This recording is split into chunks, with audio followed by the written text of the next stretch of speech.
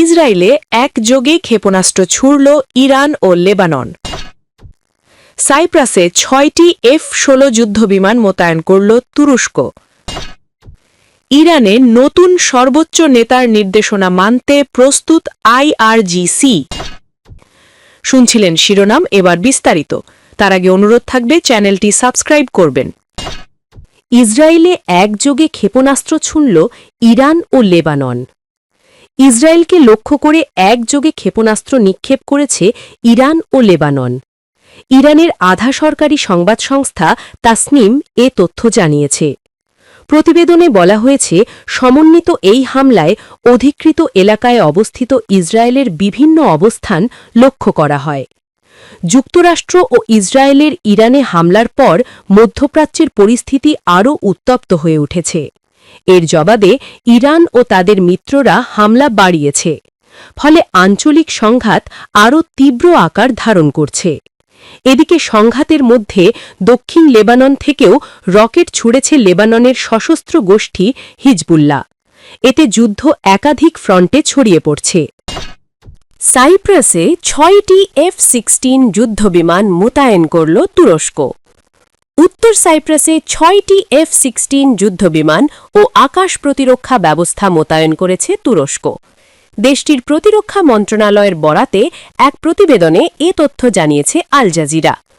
তুর্কি প্রতিরক্ষা মন্ত্রণালয় জানিয়েছে, আমাদের অঞ্চলের সাম্প্রতিক পরিস্থিতির প্রেক্ষিতে ৬টি F-16 যুদ্ধবিমান ও আকাশ প্রতিরক্ষা ব্যবস্থা উত্তর সাইপ্রাসে মোতায়েন করা হয়েছে। মন্ত্রণালয়ের বিবৃতিতে বলা হয়েছে, প্রয়োজনে ভবিষ্যতে পরিস্থিতি অনুযায়ী আরও পদক্ষেপ নেওয়া হবে। ইরানে নতুন সর্বোচ্চ নেতার নির্দেশনা মানতে প্রস্তুত IRGC।